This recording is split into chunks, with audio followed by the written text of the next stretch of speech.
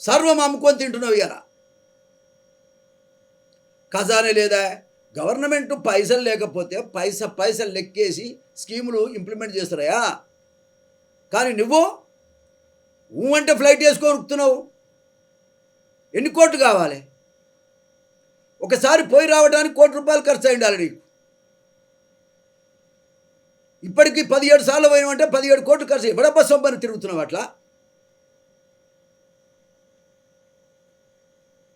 కాబట్టి రేవంత్ రెడ్డి గారు మనసు మార్చుకోవాలి, విద్యార్థి సంఘాలను పిలవాలి, వాళ్ళ డిమాండ్స్ పరిష్కారం చేయాలి.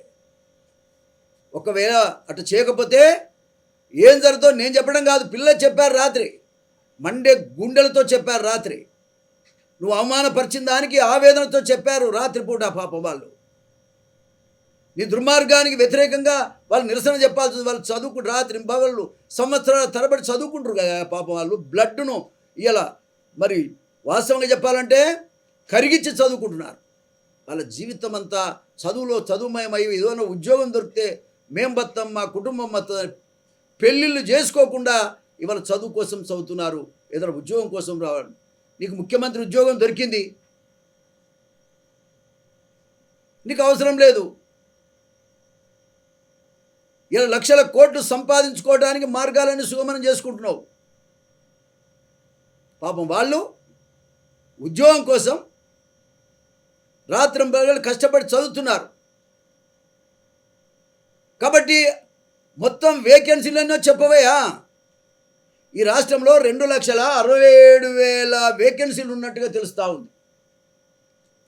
2,67,000 వేకెన్సీలు ఉంటే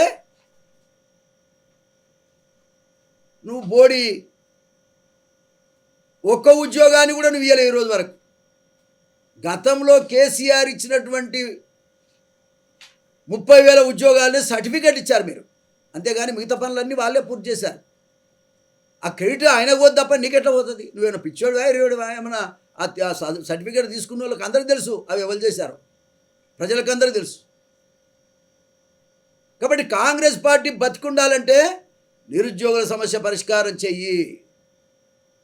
కాంగ్రెస్ పార్టీని చంపాలనుకుంటే ఇంతకంటే దుర్మార్గమైన పరిస్థితి ఇంకొకటి ఉండదని కూడా నేను ఈ సందర్భంగా నేను తెలియజేస్తా ఉన్నా. వాళ్ళంతా పిల్లలంతా ఢిల్లీకి పోయే ప్రయత్నం చేస్తున్నట్టుగా తెలుస్తూ ఉంది.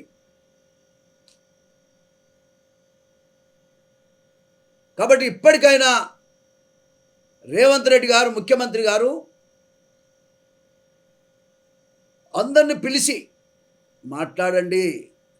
ఈ పొల్లు మాటలు బంద్ చేయి, ఈ పోకిరి మాటలు బంద్ చేయి, రెచ్చగొట్టే మాటలు బంద్ చేయి. ఇప్పటికే నువ్వు అవమానపరిచినావు, ఇప్పటికే చాలా వాళ్ళ హృదయాల్లో గాయాలైనవి, నిరుద్యోగుల యువకుల్లో గాయాలైనవి. వాళ్ళు పనికి మాలిన వాళ్ళు అన్నావు, తలమాసిన వాళ్ళు అన్నావు, పేడ్ వర్కర్స్ అన్నావు, దుర్మార్గుడా. నువ్వేం పెద్ద క్వాలిఫికేషన్ ఉన్నది ముఖ్యమంత్రి అయినావు? నువ్వు తిడితే ముఖ్యమంత్రి అయినోడు ఈ భారతదేశంలో ఓన్లీ ఏమి తెలియకపోయినా రేవంత్ రెడ్డి గారే. ఈయనను తిట్లా ముఖ్యమంత్రి అని పెట్టాలి రేపు. దొరతనాన్ని బంద్ చేయి. నీ దొరతనానికి వ్యతిరేకంగానే అనేక మంది కూడా పోరాటం గతంలో కూడా చేశారు, రాబోయే కాలంలో కూడా చేస్తారు. ఈ దొరతనం ముచ్చట్లు బంద్ చేయి. నువ్వు ఒక దొరవు. అసలైన తొలి వెలుగు. ఫాలో వాట్సాప్ @తొలి వెలుగు official.